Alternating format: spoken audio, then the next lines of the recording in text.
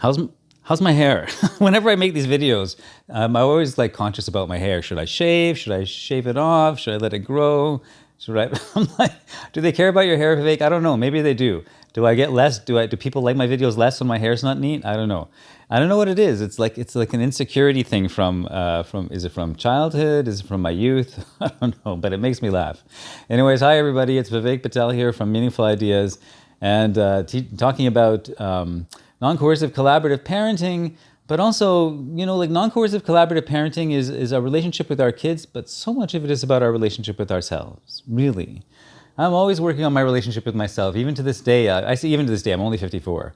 But my kid's 26, right? She's living in her own apartment with her partner. She has a job, full-time job.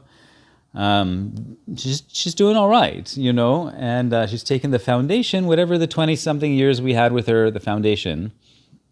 I mean, we're still in active process together. It's not like it's over, but the big foundation that we laid, is taking her into her life, and she's figuring life out. That's just how it goes. But so much of the work that's done over the years, over the decades, is the work on ourselves, discovering who we are. It's not a light switch that just goes on. Today I went live on TikTok with Yolanda Williams and Rathia Lee, two people who I love and respect. Yolanda is Parenting Decolonized, and Rathia and I are old friends, and we've all known each other for quite a while. And we went live on TikTok today, and right now Yolanda is very passionate about people who are coming out of the more violent forms of parenting and trying really hard to shift patterns, but are still stuck in a lot of the old patterns, that we should have a lot of compassion for them and not push them away just because they're not perfect, gentle parents, right? And this is the thing, this path is years and years of hard work. That's what it really is.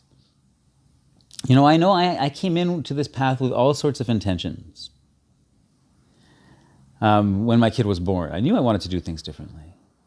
But when I look back on videos of myself interacting with my kid when she was like 1 or 2, so we have some old videos that we took on like early digital cameras that had floppy disks. I'll show you that camera one day. I'll pull it out and show you the floppy disk camera. But some of those old videos, I cringe when I hear how I would talk to my kid. Awful. I would never talk to a kid that way now. And I'm like, wow, Vivek, you were dysregulated all the time back in those days. And I didn't even know I was being disrespectful to her, because I didn't really have a lot of models of respect, especially in my formative years. So even when I was trying to be respectful, it was coming out so disrespectful. But the thing is, I never gave up trying and learning and working at it. That's the thing, right? And so like whatever your situation is, you can learn something today. You can practice something today, right?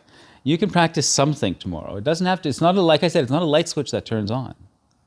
But you can practice something today. Maybe that's what I'll call this video. You can practice something today. And I'll give you something that you can practice. And I mentioned it earlier. It's called the micro self-compassion. And the micro self-compassion is a really great way to help us not get stuck in shame and blame.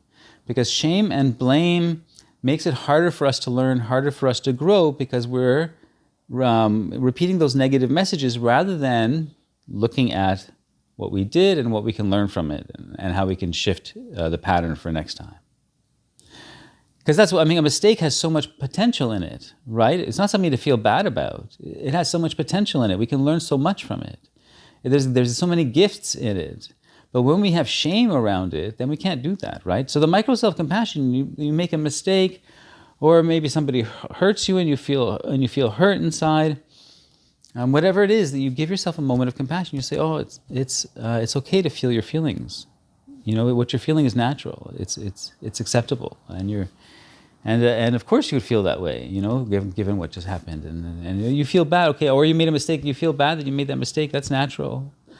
You're human, though. You're going to make mistakes. You made mistakes yesterday. You're going to make another mistake later today. It's part of your experience. But it's also okay to feel the grief of it, and give yourself some love and compassion like that. Hold space for your feelings, but also be encouraging at the same time. And just notice little moments where you need that boost. You know, it's nice when friends give it to us. It's nice when our partner gives it to us. It's nice when we get it from the outside sometimes. I love it. I love that when it happens. And I even, you know, like you even like let people know that you like it. But really, the consistent practice of it is going to be within. And if you didn't have those patterns growing up, you're going to have to create brand new patterns. And that's a lot of work. And that's why I have tons of information on all of my channels. YouTube has most of the old videos. Facebook, so many articles on Facebook. If you go back past like the last couple of months and start going back into the articles, because the last couple of months have been all these videos. But if you go back past that into the old articles, there's so much great stuff there, so much. Maybe even go like where it says the pictures, go to the pictures, because most of them have memes attached to them. But so many great articles there with so much really helpful writing. And that's it, everybody. And also, please check out my free course, Guiding Without Controlling, at meaningfulideas.com. And I also have a paid course there, Recovering from a Parenting Mistake, which is like a 2-hour video, plus a guided meditation and a whole written component. It's really detailed. And there's a lot of helpful information that you can put into practice in your life right away. And people say that it's really transforming their lives. So please check that out, meaningfulideas.com, and follow me on all the spaces at Meaningful Ideas. And I hope this stuff helps you, and I love you, and peace out.